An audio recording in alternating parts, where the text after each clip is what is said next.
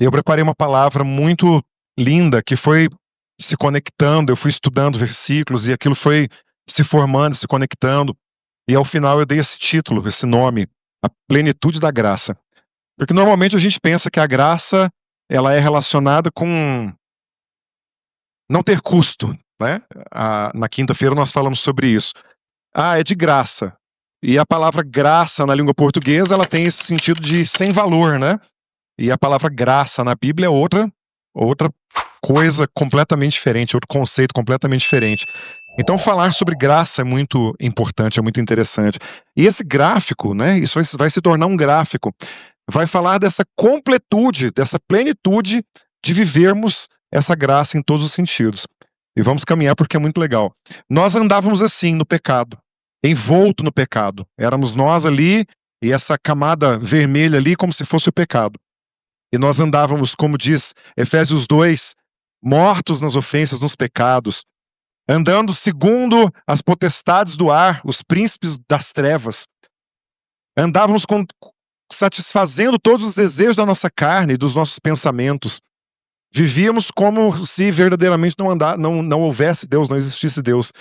E éramos, por natureza, olha o que diz o texto, filhos da ira. Andávamos como filhos da ira, vivendo em ira, ou sendo favoráveis a toda a ira do mundo. E vivíamos assim, rodeados pelo pecado. E por mais que nos esforçássemos em determinados momentos para sair, eu sei, por vida própria, o quanto é complexo e o quanto é difícil. Mas então fomos retirados para a graça. Pela bondade, pela misericórdia de Deus, ele nos retira do caminho do pecado e nos coloca num caminho completamente novo.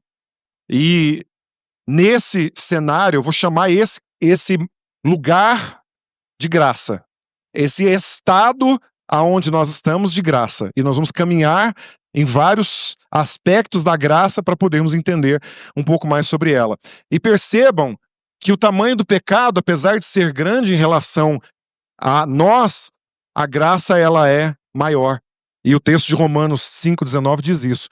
Porque pela desobediência de um só homem, e Adão, muitos foram feitos pecadores, assim pela obediência de um, Yeshua, muitos serão feitos justos. Yeshua justifica a nossa vida. Agora, como que nós somos justificados?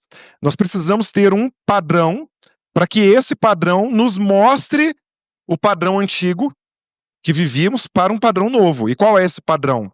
A lei de Deus. Então ele continua falando: veio, porém, a lei para que a ofensa abundasse, para que a ofensa se manifestasse. Porque se não há lei, não há pecado. Como que a gente sabe o que é errado, o que é certo na nossa vida se não tivesse lei? Então a lei veio para o pecado ser clareado. Olha, isso é pecado. Mas onde o pecado abundou, superabundou a graça. Para que, assim como o pecado reinou na morte, assim a graça reina pela justiça, por uma vida íntegra e reta, que nos aponta para a vida eterna através de Yeshua, que é o nosso Senhor. Aonde abundou o pecado, superabundou a graça. E depois, mais adiante, no Romanos 6, ele fala, então se aonde abundou o pecado, superabunda a graça, eu quero mais graça. Ou seja, vamos continuar pecando. E há pessoas que pensam assim. Eu posso continuar pecando, porque quando eu peco, eu peço perdão, e se eu peço perdão, o Senhor me perdoa, eu peco e tenho graça. Aí ele fala, de modo nenhum. Que seja isso, a palavra é quase como se fosse uma heresia, como um Deus me livre. Jamais pecaremos pensando na graça. E o raciocínio é simples. Quando a gente tem tosse, e a gente toma aquele remédio para aliviar a tosse, é bom, né? Toma aquele remédio, dá aquele alívio na garganta, tudo, e tem uns que tem um gostinho de morango, né? Tem uns que não são tão bons. Aí a tosse passa. Aí a gente fala, nossa, tô com vontade de tomar aquele remédio, faz sentido? Aí você vai lá, abre o armário e toma uma dose do remédio. No outro dia, toma uma dose do remédio. É a analogia que os judeus fazem em relação a querer ter mais graça baseado no pecado. Se nós queremos ter mais graça, nós precisamos seguir os princípios que nós vamos estar vendo todos agora, mais afastado do pecado. Então nós estamos dentro dessa graça, só que a graça, conforme os textos que nós vamos ler, ela não é algo único, íntegro, ela tem camadas, ela tem etapas pelas quais nós vamos caminhando e andando e nos aperfeiçoando e nos aprimorando.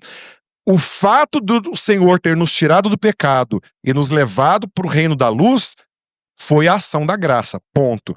Somos salvos pela graça, ponto. Vamos falar sobre isso. Mas estar nessa graça é uma caminhada de propósitos. E nós vamos aprofundar nisso agora.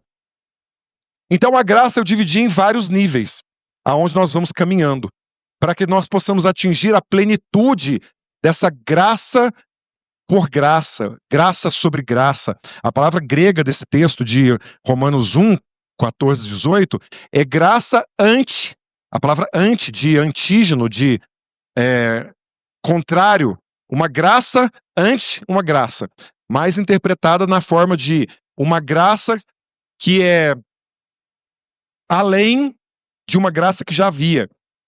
Às vezes as pessoas falam assim, mas você vai voltar a guardar mandamentos e guardar festas, você vai decair da graça. Cuidado, decaíste da graça e voltaste para a lei. Usa um texto sem contexto.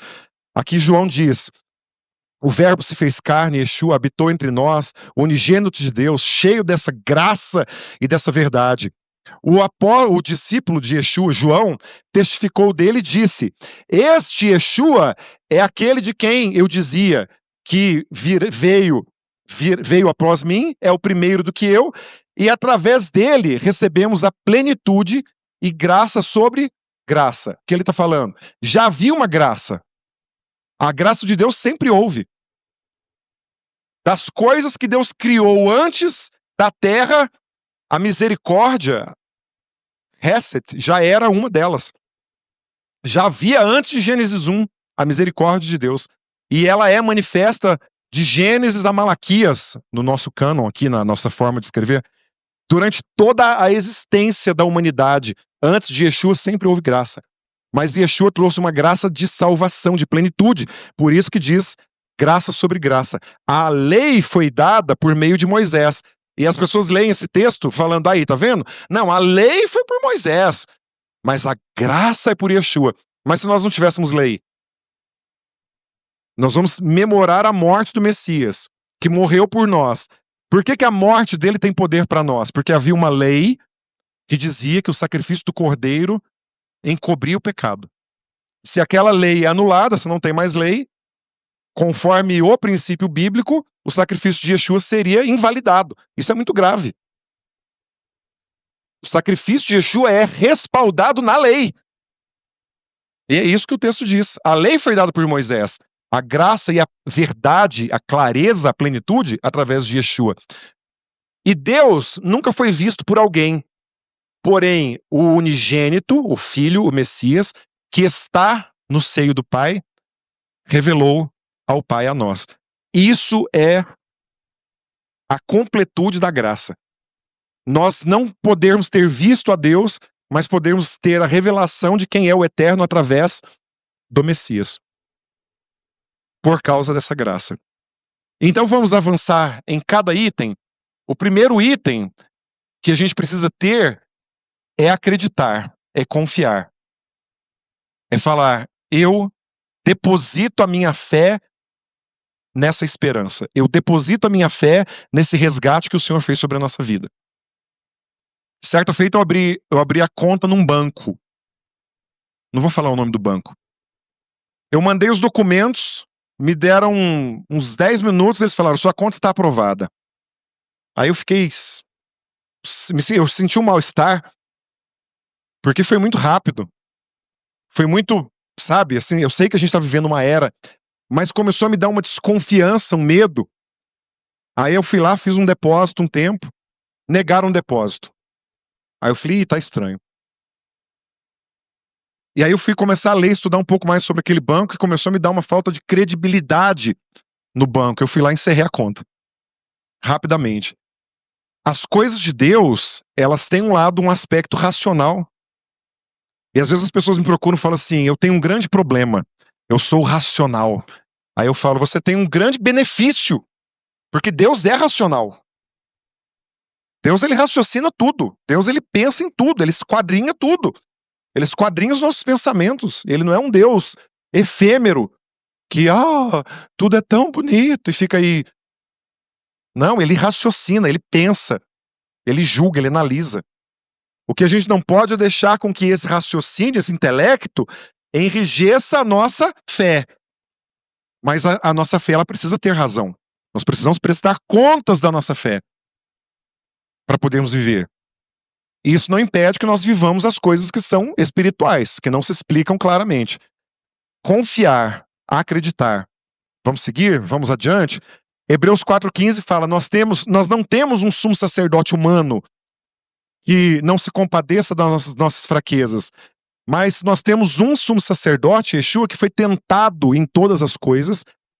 Não vem com essa história de que Yeshua era Deus na terra e ele não era tentado, ele era o Filho de Deus, representante perfeito de Deus, tinha toda a divindade sobre ele, mas ele era 100% homem. E nada do que ele exerceu na terra não está disponível para nós, para que nós venhamos a pecar e falemos, não dei conta. Não existe isso. Um sumo sacerdote que em tudo foi tentado, mas sem pecado. Nos acheguemos, pois, com confiança, com credibilidade, com certeza, ao trono da graça, ao próprio Messias que revela ao Pai, para que nós possamos alcançar misericórdia e achar essa graça, a fim de sermos ajudados em tempo oportuno, em tempo que nós precisarmos dela. Lembra do remédio? Em tempo oportuno é porque nós não vamos depender dessa graça, nós fomos colocados no reino e caminhamos em obediência, caminhamos em confiança, caminhamos dentro, envolto na graça. Mas a gente não precisa depender da graça para toda hora ele nos trazer para trás, toda hora ele nos traz de volta, porque a gente não vive mais pecando. Vamos falar sobre isso. Abraão creu no Senhor e isso foi imputado por justiça. A justiça dele foi crer. Gênesis 15:6. Provérbios 3:5. Confia no Senhor teu Deus de todo o teu coração, parece o Shema, né? E não te estribes, não fica andando de um lado para o outro, tropeçando no teu próprio entendimento. Confia de todo o coração. E a sabedoria judaica diz, num texto que se chama Rovot Halevavot, deveres do coração.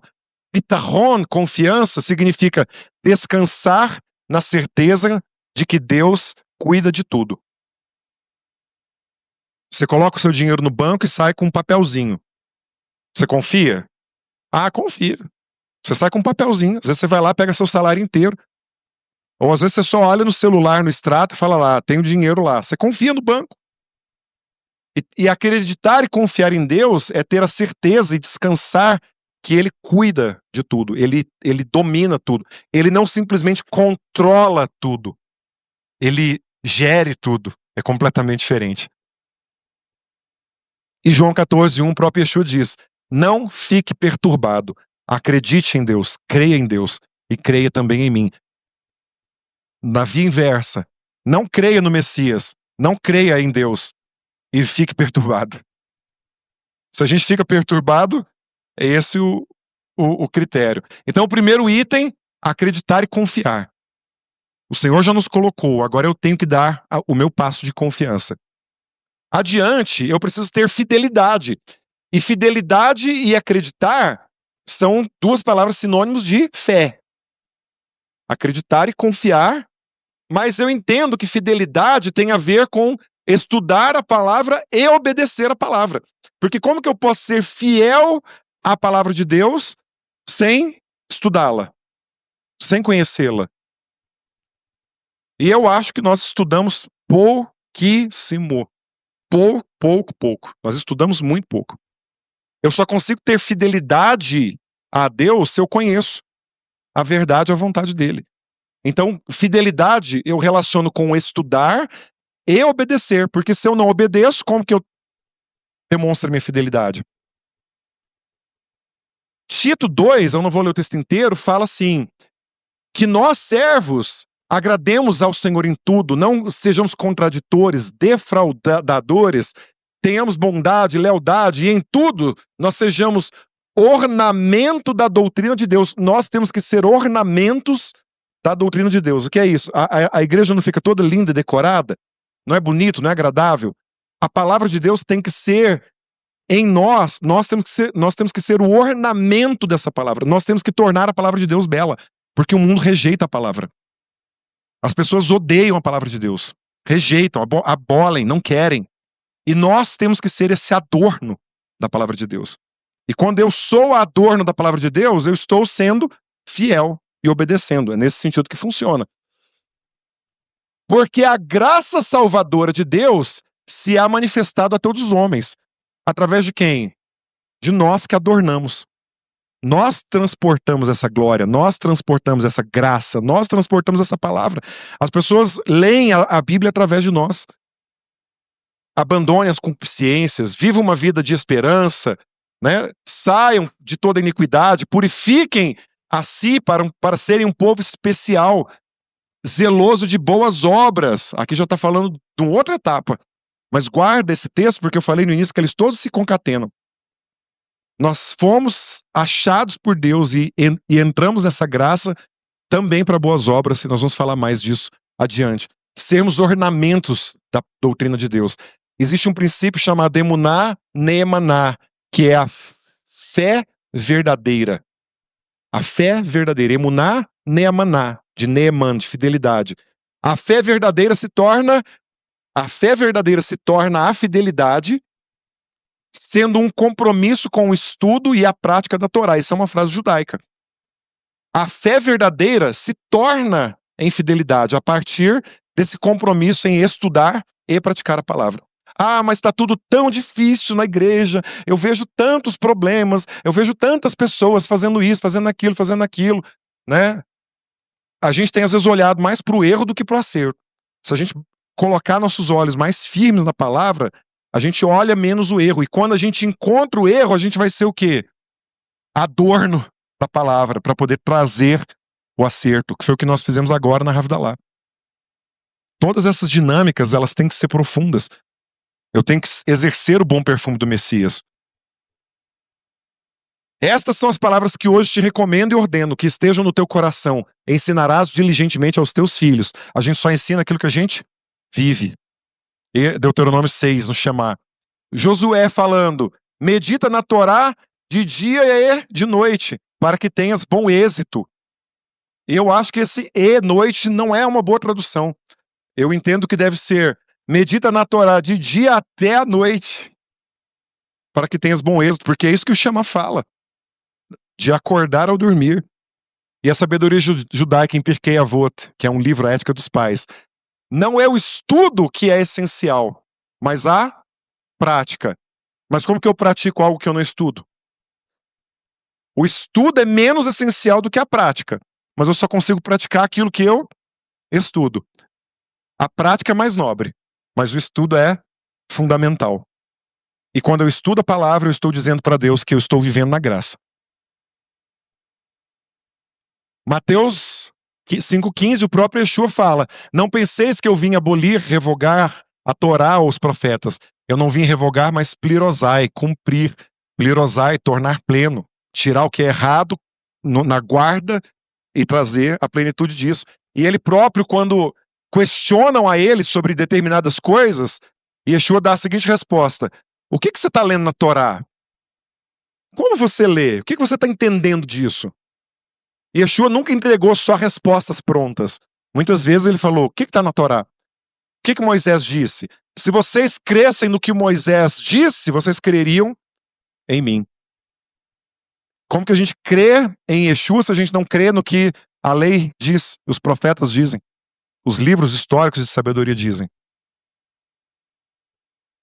O próximo item para viver dentro da graça são as boas obras. Usar os dons, as vocações e os talentos. Se nós estamos na graça do Senhor e somos acomodados com tudo aquilo que nós temos, nós estamos deixando de lado uma grande etapa da vida de um discípulo do Messias relacionada à graça. Ele nos deu dons e talentos. A graça de Deus permitiu que nós tivéssemos vários dons e vários talentos, por causa da graça dele.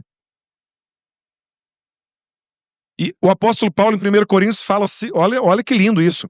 Eu sou o menor dos apóstolos, eu não sou digno, nem sou digno de ser chamado apóstolo, porque ele encontrou o Messias depois, né? Eu persegui a igreja de Deus, mas pela graça de Deus, por causa dessa graça que ele foi envolto, Eu sou o que sou. Olhem para minha vida. A graça de Deus me fez tornar o homem que eu sou hoje. E a sua graça para comigo não foi vã. O que faria a graça de Deus ser uma graça vã? Antes da graça ser vã, eu trabalhei muito mais do que todos os outros discípulos, apóstolos. Todavia, não eu, mas a graça de Deus que está comigo. Ele fala, se eu não tivesse dedicado os meus dons, a graça de Deus para comigo teria sido vã. É isso que ele diz. Ele vinculou a salvação dele de perseguidor da igreja pela graça de Deus que ele recebeu, ao trabalho que ele desempenhou. Ele diz, não por mim, por essa graça, mas eu trabalhei mais do que os outros apóstolos. E quem já estudou a vida dele sabe que ele realmente foi um homem exímio. A graça de Deus fez com que ele trabalhasse. O que nós estamos fazendo pelo reino de Deus? Nós temos inúmeras funções. Aí às vezes eu ouço, e com muita liberdade, vocês me conhecem, eu ouço a pessoa falar assim, ai pastor, não quero mais trabalhar nisso não sei o que, eu não tenho tempo, eu tenho isso, eu tenho tanta coisa, eu falo, beleza irmão, tá em paz, tranquilo, mas eu acho que o apóstolo Paulo, ele não ia nesse nível não. Acho que quando ele sabia que ele tinha algo para fazer, ele fazia mais, porque não é pra gente, é para Deus. Tudo quanto fizerdes, faça-o como para o Senhor, e não para homens. A obediência se manifesta em ação, em atos de justiça, em generosidade, em vocações colocadas a serviço do reino. Eu só posso dizer que eu sou obediente a Deus se eu exerço trabalho na obra. Miqueias 6. Ele te declarou, ó homem, o que é bom. O Eterno declarou. O que é bom para o Senhor? Praticar a justiça, amar a misericórdia, andar humildemente com teu Deus. Praticar tzedakah, justiça, obras, ações. Provérbios 3, 27. Não deixe de fazer o bem a quem o merece. E a quem não merece? A quem não merece, a gente trabalha junto com a pessoa para que ela passe a ser digna. Sabedoria judaica. Existe um princípio chamado tikkun olam. Guarda esse princípio, porque é isso que nós temos que fazer. Nós fomos chamados para viver tikkun olam. Restauração, reparação do mundo por meio de atos justos. Quanto mais justo eu sou, quanto mais ações eu tenho de justiça, mais o mundo se torna justo. E teria centenas de exemplos para dar. Um exemplo que eu lembro, que eu creio que seja real, de um pai, vou contar de forma bem resumida. Um pai levou um filho pequeno para pescar. E eles programaram a pescaria o ano inteiro. E quando eles pegaram o barco alugado, com toda a tralha de pescaria, quando eles chegaram lá, num determinado lugar para pescar, tinha uma placa, época de Piracema, proibida a pesca. E o menininho olhou para o lado, olhou para o outro, né? O pai falou que não ia poder, e ele falou assim, papai, ninguém tá vendo. Ninguém vai aparecer aqui. A gente pode pescar, às vezes, aqui na beira. A gente sai ali com o barco um pouquinho. E o pai falou assim, aquilo que é certo, aquilo que é justo. Nós não vamos fazer isso. Anos e anos depois, esse homem se tornou um fiscal da Receita Federal, da Polícia Federal. E nos primeiros dias de trabalho, chega lá uma pessoa com uma propina e põe na mesa dele. E a primeira imagem que veio na cabeça dele foi época de Piracema. Não ultrapasse, não pesque. E ele deu ordem de prisão para aquele homem e o prendeu. Isso é um ato de justiça. Dentre várias outras coisas. Isso é tikkun olam.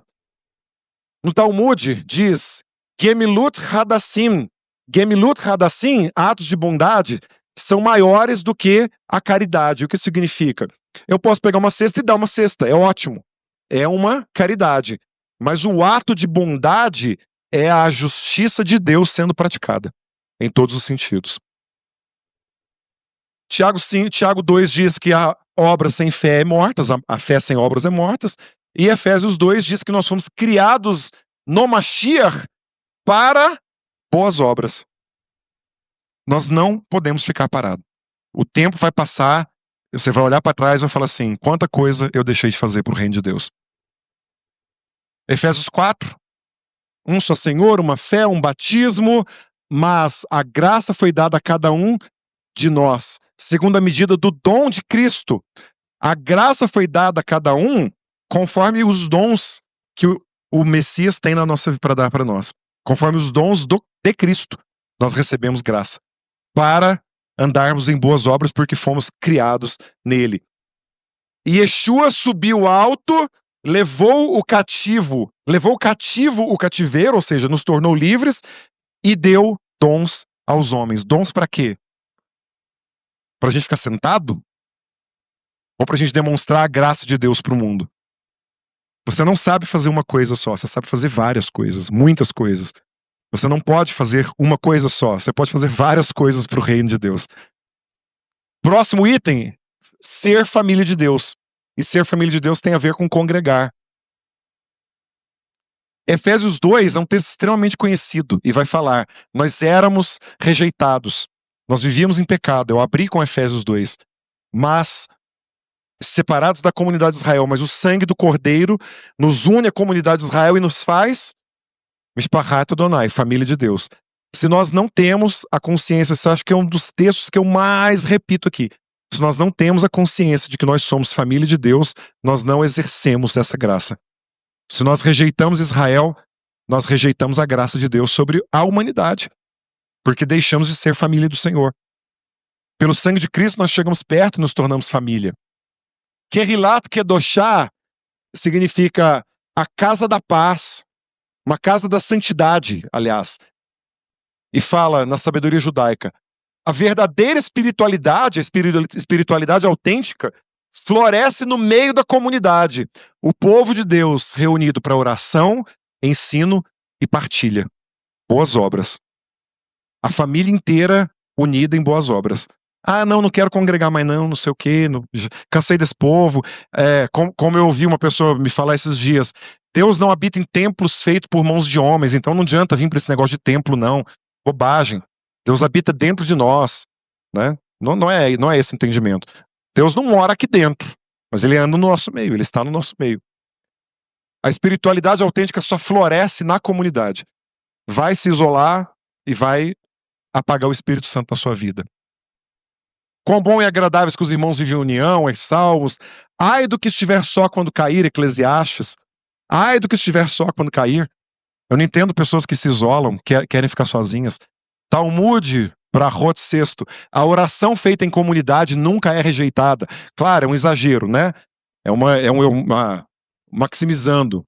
Se a comunidade está em santidade, a oração não é rejeitada. É uma sabedoria judaica. E na ética dos pais, não se afaste da comunidade. Atos 2, perseverem na doutrina, na comunhão, no partir do pão, isso que a gente está fazendo aqui hoje. Hebreus 10, consideremos uns aos outros para incentivar-nos no amor e as boas obras. De novo, não deixemos de reunir como igreja. Não deixem de congregar. Vai dar desânimo, vai dar vontade de ficar em casa, vai dar sono, vai discutir com o irmão, vai lá, faz conserto, erga a cabeça, chama o irmão, abraça, pede perdão, libera perdão. Sabe, essa história de, eu vou ficar em casa. Fique com as consequências.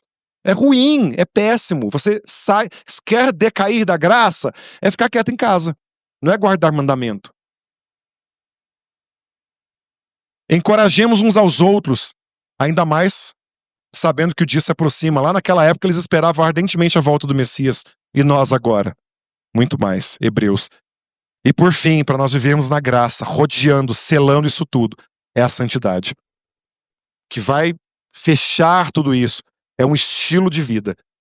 Viver em santidade é ir contra a carnalidade, o desejo da nossa carne. Não se resume a isso.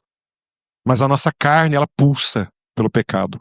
A inclinação do mal, que estava dentro daquela árvore do conhecimento do bem e do mal, pulsa dentro de nós até hoje. E vai pulsar até a hora que nós estivermos com o nosso corpo glorificado. Talvez não demore. Talvez não. Mas se for mais um dia, 2 dias, 3 dias, 10 dias, nós temos que viver em santidade. Estilo de vida. Kedushá veorar Haim. Estilo de vida santo. Kedushá veorar Haim. Essa é a meta suprema. Tem que bater a meta, dobrar a meta. Viver em santidade. A meta suprema. Um estilo de vida santo, separado para Adonai em todas as áreas. Porque ele diz, sede santos, porque eu sou o Senhor, vosso Deus, sou santo. Gente, se Deus manda a gente ser santo, vai falar o quê? Eu não dou conta. Ora, Deus não mente. Deus não mente. É impossível? Não. É difícil? Ele não falou que ia ser fácil. Mas o que a gente precisa perceber é que a cada dia que a gente santifica, fica mais fácil. Fica mais fácil. A gente santifica um dia mais, fica mais fácil. A gente fecha uma brecha, fica mais fácil. Da mesma forma que a Bíblia diz que um abismo chama o outro abismo, e eu chamo isso de ladeira abaixo, da mesma forma, a santidade chama a santidade. A libertação chama a libertação, e a gente se aprimora a cada dia. Levítico 19 diz, sejam santos, e Isaías 35, olha o que o profeta diz, ali haverá um caminho que se chamará caminho santo.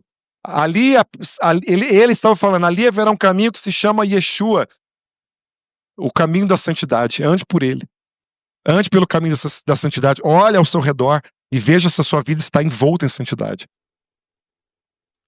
Ramban, um grande rabino, diz, ser santo é refinar-se, purificar-se, além da letra da lei. Eu leio a letra da lei e eu entendo aquilo que eu tenho que fazer. E santificar é eu querer ir além do refino. Não é viver em legalismo. Não é viver uma vida de peso da lei. Mas aquela lei me refina. A Bíblia diz que nós temos que apurar as nossas obras, e as obras são apuradas como que com fogo. As obras de feno e palha, aqui o feno aqui, ó, dá para ver o feno aqui embaixo? As obras de feno e palha, elas pulverizam. As obras de ouro e prata refinam, apuram na palavra de Deus. Mesilat e Echarim, um texto também da tradição judaica. Santidade é o ápice do crescimento espiritual. O que os judeus entendem? Que a gente batiza e se torna santo assim, pum, imediato? Ou como muitas igrejas fazem, eu te recebo como Senhor e Salvador da minha vida, aí pum, a santidade mudou tudo. Não, a santidade é o ápice.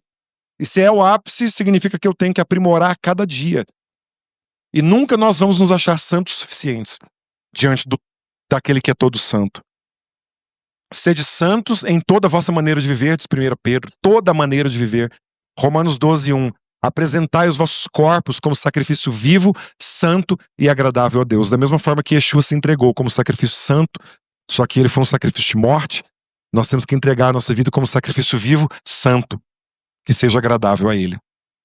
Nós não temos desculpa.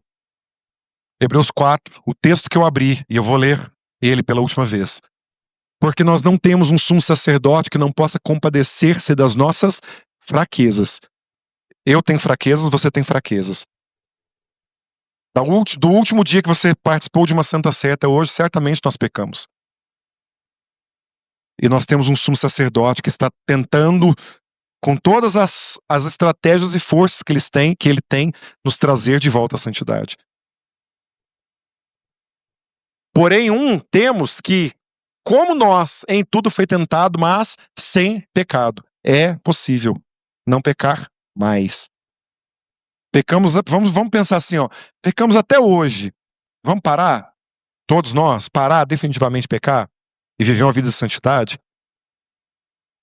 Cheguemos, essa proposta que eu quero fazer para nós hoje, a palavra que eu quero fazer para nós hoje, antes de nós cearmos, cheguemos, pois, com confiança diante do Eterno, o próprio trono da graça, com seu Filho à destra, para que possamos alcançar misericórdia, porque pecamos tanto. Sejamos conduzidos nessa graça de vivermos acreditando com fidelidade, com boas obras, sendo família de Deus, confiando, estudando, obedecendo, exercendo nossos dons, vocações, talentos, congregando e vivendo um estilo de vida comunitário que agrada a Deus, a fim de sermos ajudados no tempo oportuno. E eu tenho certeza que esse tempo oportuno é hoje, porque nós carecemos demais da graça do Senhor. Nós necessitamos de viver, e eu quero orar, Senhor. Nós vamos participar agora de Seudat Hadon. E eu te peço que cada um de nós tenha o temor de Ti. Que tenhamos o temor intenso do Senhor agora. Nós não precisamos de emoção, nós não precisamos nem de música, Senhor, nós não precisamos de luzes e escuro, nós não precisamos de nada. E não precisa nem de mim falar. Mas eu te peço, Senhor, que fale aos corações agora. Fala aos nossos corações trazendo temor de Ti. arrependimento genuíno, para nos encher, Senhor, dessa misericórdia, dessa graça, desse arrependimento. Nós vamos memorar o que aconteceu, o fato mais nobre de toda a humanidade, que foi o Filho de Deus vir como homem, morrer numa estaca, numa cruz, no madeiro, ficar morto 3 dias e dar uma ordem para a morte. Aonde está teu aguilhão, a morte? Ressuscitar, ser erguido de volta ao Pai e ser hoje o nosso sumo sacerdote, o nosso advogado, o caminho, a verdade, a vida, aquele em quem nós podemos confiar.